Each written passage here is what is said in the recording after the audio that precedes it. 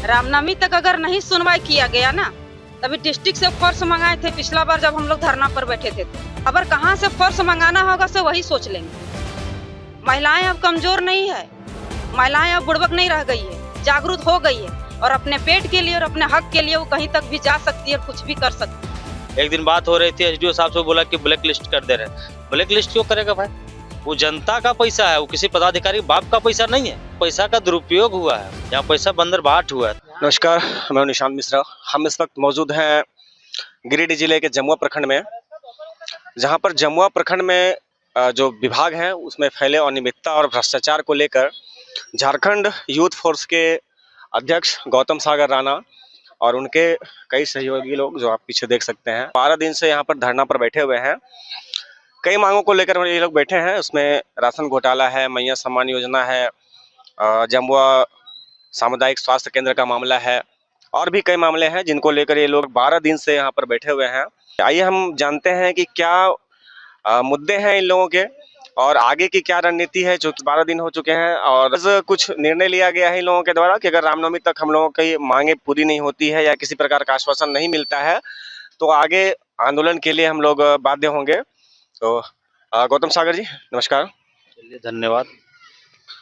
8 सूत्री मांग को लेकर हम लोग धरना में बैठे हुए, जिसमें पहला मांग हम लोग का है जमुआ प्रखंड के सभी गांवों में जल नल योजना के तहत पेयजल की व्यवस्था किया जाए। दूसरा मांग हम लोग रखे हैं कि जमुआ प्रखंड में 24,945 क्विंटल राशन कालाबाजारी किया गया था। वो ये मांगते हैं कि कालाबाजारी करने वाले पदाधिकारी पर कार्रवाई करते हुए लाभों के बीच में जनवरी एवं फरवरी माह का राशन उपलब्ध करवाइए। और तीसरा मांग हम लोग रखे हैं जमुआ अंचलाधिकारी संजय पांडे द्वारा अभी तक किए गए कार्यों की जांच कराई जाए। चौथा मांग है जमुआ सामुदायिक स्वास्थ्य केंद्र महिला चिकित्सक की व्यवस्था की जाए, साथ ही प्रभारी चिकित्सा पदाधिकारी की कार्यों की जांच किया जाए। पांचवा है जमुआ एसडीएम बसंत हाजरा के कार्यकाल की जांच कराई जाए। चौथा मामला है पंचायत मेढ़ो चपरको के अंतर्गत गोविंदपुरा गांव में चल रहे लंगटा बाबा माइंस स्टोन गोविंदपुरा की जांच की जाए। सातवां मांग रखे हैं वृद्धा विधवा विकलांग पेंशन की राशि प्रत्येक महीना दी जाए।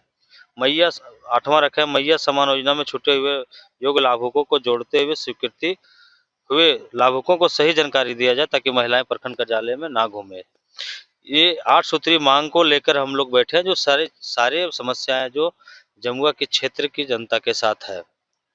तो अभी तक इन 12 दिनों में जो पदाधिकारी आपसे मिलने के लिए आए, प्रखंड विकास पदाधिकारी भी मिलने के लिए आए, तो उनका क्या कहना है? वो तो प्रखंड विकास पदाधिकारी जी का कहना है कि हम तो वरीय पदाधिकारी को जो है हम बता दिए, सूचना दे दिए गए हैं, लिखित हम भेज दिए है और वहाँ से कोई अगर बात नहीं आती तो हम क्या बोलेंगे। और जेन्युइन बात है, प्रखंड विकास पदाधिकारी जब सूचना दे दिए तो वरीय पदाधिकारी, वो सक्षम पदाधिकारी है, वो जो पदाधिकारी उन लोगों को लगना चाहिए कि इस विषय पर वस्तु पर बात होनी चाहिए। जैसे भी गर्मी का मौसम है, पानी अति आवश्यक है लोगों को। हर क्षेत्र में जल नल योजना के तहत अब जाइए, कहीं बोरिंग मार के छोड़ दिया है तो कहीं स्टैंड सिर्फ लगा दिया है, कहीं पाइप बिछा के छोड़ दिया है। तो ये सब समस्या पानी के लिए तुरंत उसको एक्शन में आना चाहिए। आज जिस पदाधिकारी, हम तो कहते हैं कि अगर वैसे पदाधिकारी अगर ध्यान नहीं देते ना तो उन लोग के घर में भी पानी बंद कर दिया जाए। 2 दिन पानी बंद सिर्फ कर दीजिए उस घर में, या डीसी साहब का ऑफिस हो या किसी भी पदाधिकारी का हो, 2 दिन पानी उन लोग का भी बंद हो जाना चाहिए ताकि सब महसूस हो कि लोग कैसे जी रहा है बिना पानी को।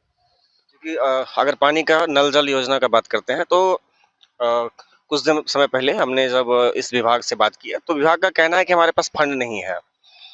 जो फंड आवंटित होना चाहिए था नल जल योजना के लिए, वो फंड हमारे पास आवंटित ही नहीं है। तो हम लोग आगे किसी भी काम को, जैसे कहीं लैंप पोस्ट बना के छोड़ दिया गया है, कहीं पे स्ट्रक्चर खड़ा करके छोड़ दिया गया है, उसके लिए फंड आवश्यक है, तभी वो काम को आगे बढ़ा सकते हैं। तो इस मांग पर पदाधिकारी से पूछना कि ये काम क्यों नहीं हो रहा है, कहाँ तक उचित है?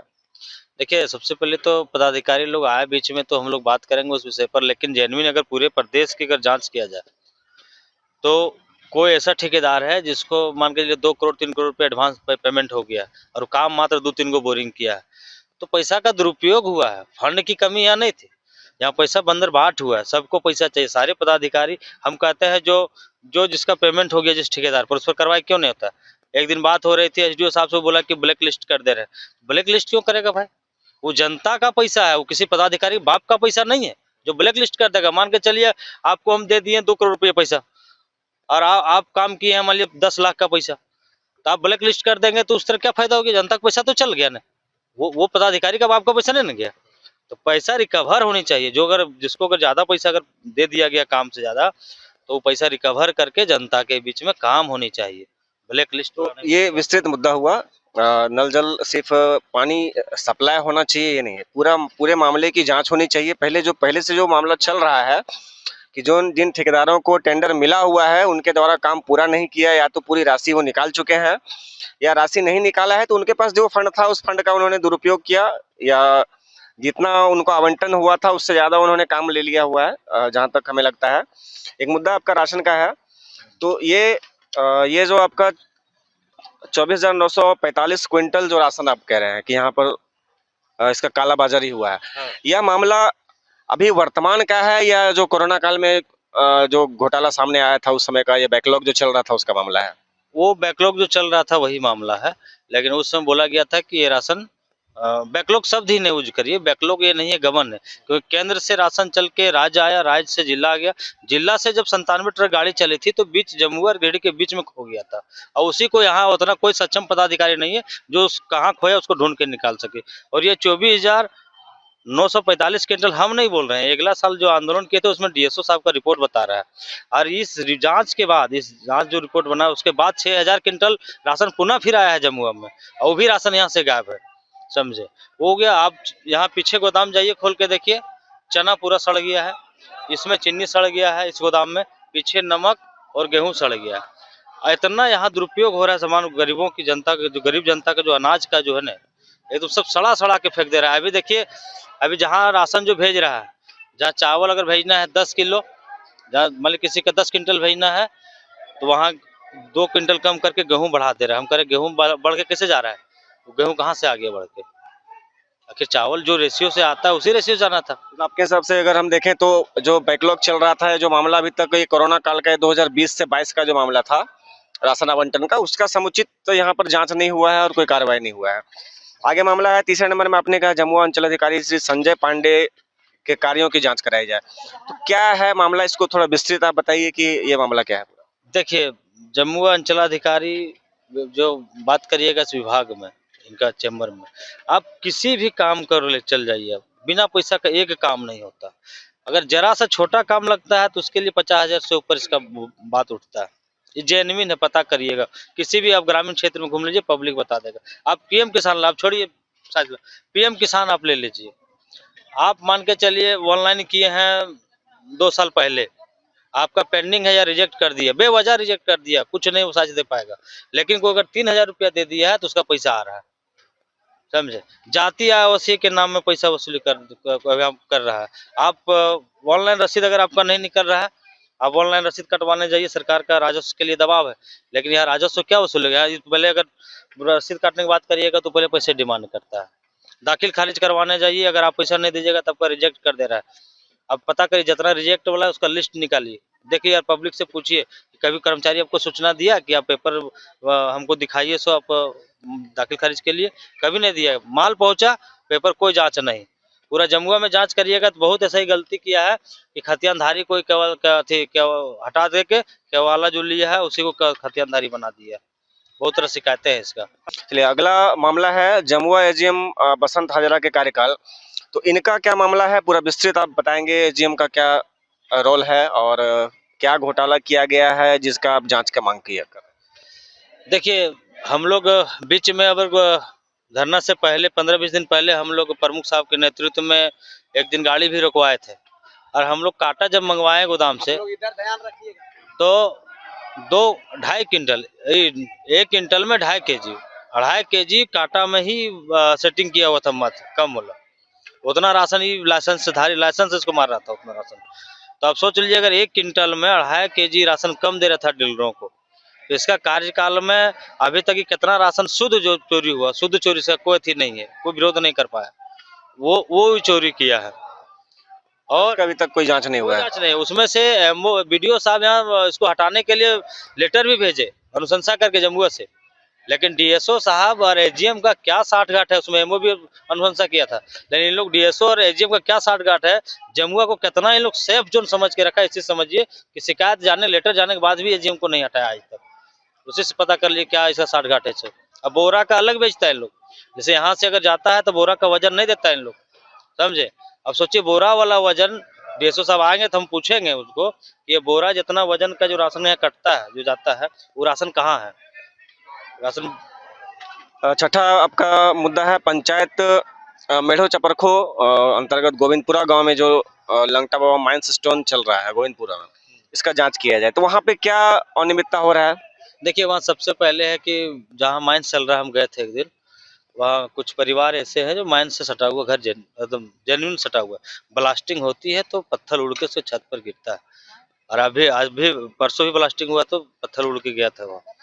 तो और दूसरी पहली बात है कि उसका ग्राम सभा ही गलत था, और जो माइनिंग एरिया जो है उसके बीच में जीएम लैंड गैर मौजूदा में, वो कैसे हो सकता है, कैसे ली जा सकता है डीएमओ साहब, उसकी जांच करनी होगी। और मैं बोला है कि नियम संगत जो है, जो उसका नियम है, उस नियम के अनुरूप अगर है तो आप उसको जांच करिए। 2013 में उसका साथ ही सर्वे रिपोर्ट हुआ था, यहाँ से रिपोर्ट हुआ था सीओ के द्वारा, और 21 में उसको लाइसेंस दिया जाता है। 10 ये जो फासला रहा उतनी सालों का, उसके बीच का जो है वो देख लेना चाहिए ना कि अभी वर्तमान स्थिति क्या है, तब उस रिपोर्ट पर देना चाहिए था। इसलिए हम लोग जांच मांगे कि आप जांच करिए क्या सही है क्या गलत है सुधार के। हाँ, एक आपका है जमुआ सामुदायिक स्वास्थ्य केंद्र में महिला चिकित्सक का व्यवस्था किया जाए। तो अभी तक जो है यहाँ पर महिला चिकित्सक नहीं है और प्रभारी चिकित्सा पदाधिकारी के कार्यों की जांच के लिए आप कह रहे हैं, तो क्या ये मामला है महिला चिकित्सक कोई भी जमुआ में नहीं है? देखिए जमुआ में महिला चिकित्सक की मांग हम लोगों का, जो हम पर्सनली, जो हम 2016-17 से हम करते आ रहे हैं कि महिला डॉक्टर की व्यवस्था होनी चाहिए। आज के डेट में एक अगर बच्चा अगर हो रहा है प्राइवेट हॉस्पिटल में तो 50,000 से 1 लाख रुपये खर्च जाता है अगर ऑपरेशन, बड़ा ऑपरेशन कर दिया तो। और हमारे क्षेत्र में अधिकांश लोग काम करके खाने वाले लोग हैं, अगर यहाँ महिला डॉक्टर आ जाता है तो वो पैसा उसका बच जाएगा। जो पैसा आज जो उसका जन्म के समय खर्च होगा वो पैसा उसको उसी शिक्षा व्यवस्था के लिए बाद में काम आएगा। इसलिए हम लोग मांग किए कि महिला डॉक्टर अति शीघ्र यहाँ जमुआ में दिया जाए। यहाँ एनएम लोग भी है ना, हम लोग जब जाते तो पता चलता है, लोग कहते हैं कि इन लोग से जो डिलीवरी होता है उस पर पैसा 3-4 हज़ार 5 हज़ार रुपये पैसा ले लेती है नीलम से। अगर महिला डॉक्टर आ जाएगी तो सब चीज़ दूर हो जाएगी कम। इसलिए हम लोग महिला डॉक्टर मांग किए कि अतिशीघ्र हम लोग को महिला डॉक्टर जम्मू में दिया जाए। और प्रभारी पर एक चीज़ तो छोटा सा हम आपको व्यवस्था बता देते हैं कुल्लू, कि यहाँ जो डीप बोरिंग हुआ था, नया बिल्डिंग में आया था डीप बोरिंग, नया बिल्डिंग में वो पैसा प्रभारी ले लिया ठेकेदार से, और पुराना डीप बोरिंग में वो पानी फिट कर दिया। बिल्डिंग बड़ी है, अभी देखिए जा कितना गंदा रहता, पानी की व्यवस्था नहीं है क्योंकि डीप बोरिंग किया नहीं, वो पैसा लेके खा गया, हैंड ओवर ले लिया। अगला मुद्दा है वृद्धा पेंशन, विधवा और विकलांग पेंशन। अभी क्या इन लोगों को अभी पेंशन नहीं दिया जा रहा है? नहीं, देखिए एक्चुअली ज़रूरत है पेंशन, सबसे ज़्यादा ज़रूरत इन लोगों की है, वृद्धा विधवा हो या फिर विकलांग हो, पेंशन इन लोगों की ज़रूरत है। इन लोगों को प्रत्येक माह पेंशन आ जाना चाहिए। जैसे हम लोग फ़ोन करते हैं, बोलते भी, आते भी हम लोग पास, कोई कह रहा है 6 महीना से नहीं आया, कोई कह रहा है 4 महीना से नहीं आ रहा है, कोई कह रहा है कि 8 महीना से नहीं आ रहा है। तो उसकी व्यवस्थाएं प्रत्येक माह करनी चाहिए। यह मांग हम सरकार से करेंगे कि हर हाल में आप प्रत्येक माह इन लोगों को पेंशन को भेज दीजिए आप, व्यवस्था अभी कितने महीने का पेंशन बकाया है? देखिए कोई 6 महीना, 4 महीना, 4 महीना तो हार्डली बकाया है, 4 महीना से ऊपर का सबको बकाया है, 4 महीना से इधर राशि पेंशन नहीं आया। अगला आपका मुद्दा है मैया सम्मान योजना में जो लोग छूटे हुए हैं, योग्य लाभुक हैं, उनको जोड़ा जाए और उनका स्वीकृति लेते हुए लाभुक का सही जानकारी दिया जाए। जैसे बात हुई थी ना कि जनवरी माह से प्रखंड कार्यालय में मैया सम्मान योजना का जो है नए एंट्री होगी, जो छूट गया है उन लाभुकों की एंट्री होगी। तो जैसे पहले जो अगले साल 50 साल के थे वो 51 के हो गए, वो ऑटोमेटिक हट गए। जो 17 साल के थे वो 18 साल के हो गए। तो वो एंट्री करवाने के लिए तो प्रखंड मुख्यालय दौड़ रही है, तो वो एंट्री की व्यवस्था नहीं है, नया कर नहीं रहा है। इसलिए हम लोग मांग के हैं कि जो आप सरकार के जो बात थी, जो जनवरी से प्रखंड मुख्यालय में एंट्री वाला, वो व्यवस्था करवाइए यहाँ। और जैसे जिनका स्वीकृति हो गया, जिनका पैसा नहीं आ रहा है, आप आइए प्रखंड मुख्यालय, देखिए पर डे कम से कम 300 से 400 महिला यहाँ आती है, और किन्हीं को सही जवाब नहीं दिया जाता है। बेचारी दूर से आती थी, कोई 30 किलोमीटर से, कोई 25 किलोमीटर से, और पर डे घूम जाती है, और एक बार नहीं 10-10 बार आती घूम रही, किसी को सही जानकारी नहीं मिलती। इसलिए हम लोग मांग किए हैं कि कम से कम जो जितने भी बहनें यहाँ आती है उनको सही जानकारी दीजिए, और जो भी गलत है, अगर कोई चीज़ में गलत हुई तो उस पर सुधार लाइए, सुधारिए उसको, जैसे भी सुधार करना करिए। आज क्या निर्णय लिया गया है? क्योंकि 12 दिन से आप लोग बैठे हुए हैं धरना पे, अभी तक कोई आश्वासन नहीं मिला है, कोई सक्षम पदाधिकारी मिलने के लिए नहीं आए हैं। तो आज क्या निर्णय लिया गया आप लोगों के द्वारा कि आगे अगर नहीं सुनते हैं तो क्या आप लोगों का करने का विचार है? देखिए, हम आपके द्वारा हम जिला पदाधिकारियों को बता देना चाहते हैं कि इस आंदोलन को शांतिपूर्वक समझने का भूल मत करिए। हम लोग रामनवमी तक इंतजार करेंगे। रामनवमी बीच में त्यौहार है, ईद भी गुजर गया है, रामनवमी भी हम लोग यहीं गुजारेंगे। रामनवमी तक इंतजार कर लेंगे। रामनवमी के बाद जो तूफान आएगी ना, तो पदाधिकारियों को संभालने के लिए जो है ना, हर पावर से जो ताकत वो कम पड़ जाएगी, क्योंकि ये कोई पॉलिटिकल मुद्दा नहीं, ये हमारी जरूरत का चीज़ है। जमुआ के एक एक घर से लोग निकल के आएगा। तो रामनवमी तक आप रुकने का विचार बनाया है और आज निर्णय लिया गया है कि अगर रामनवमी तक कोई आश्वासन नहीं मिलता है तो रामनवमी के बाद जो है प्रदर्शन या उग्र आंदोलन किया जाएगा। हम आपको बोले ना कि रामनवमी के बाद जो भी शांत दिख रहा है ना, जो तूफान आती है ना, उस तूफान से पहले देखते हैं कितना शांति रहता है, वही शांति है अभी। रामनवमी के बाद जो तूफान अगर हम बोल दिए ना कि जिला पदाधिकारी वो लोग को, अब सोचिए कितना बड़ा बेशरम है इन लोग, जनता का ही पैसा खाता है, साला जनता का काम नहीं करना चाहता है। अब सोच लीजिए कितना बड़ा है। हम लोग कौन पहाड़ गलत में, हम बोले कि अगर पदाधिकारी आके बोल देना कि ये गलत चीज है, आयोग को सही चीज नहीं, हम लोग उठ के चल जाएंगे। वो भी आके बोलने के लिए सक्षम नहीं है। देखिए, अगला साल यही डीएसओ आके बोला था कि हम लोग कार्रवाई करवाएंगे 1 माह के अंदर। 1 साल से ऊपर हो गया, कोई कार्रवाई, उसको उन्हीं का लिखित है, देख लीजिए सबका। उसमें मंत्री जी भी आए थे, लेकिन कार्रवाई नहीं।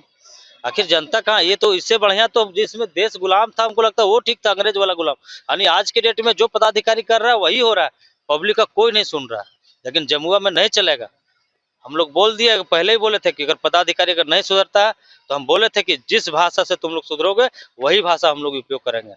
अभी हम लोग राष्ट्रपिता गांधी जी का जो है, महात्मा गांधी जी का पद चिन्ह पर हम लोग चल रहे हैं। भगत सिंह की तरह अगर हम लोग को, अगर जिस दिल्ली में जिस तरह जगाया गया था, नींद से उठाया गया था, अगर वो भी जरूरत पड़ेगा तो जगाने के लिए हम लोग वो भी करने में पीछे नहीं आएंगे। लेकिन हम लोग यहाँ जो है लूट खसोट का राज हम लोग यहाँ नहीं चलने देंगे। यहाँ पे तो सबसे अहम मांगे हमारी है, जो 24,945 क्विंटल की कालाबाजारी जो किया गया है, जो गरीब महिलाएं हैं, गरीब महिलाओं के लिए ये जो राशन है उसका जिंदगी है, उसकी सांसें हैं। अगर उन्हें एक रात खाने के लिए नहीं मिलेगी तो उसके बाल बच्चे वो तड़प तड़प कर सोते हैं। हम चाहते हैं कि हमारी अगर सुनवाई पूरी हो जाए और हमारे गरीबों का पेट भर जाए, तो उससे बड़ी चीज़ हमें और कुछ नहीं है। हम अपने लिए कुछ नहीं मांग रहे हैं, हम बस अपने गरीब परिवारों के लिए मांग रहे हैं। दूसरी चीज़ है हमारे जो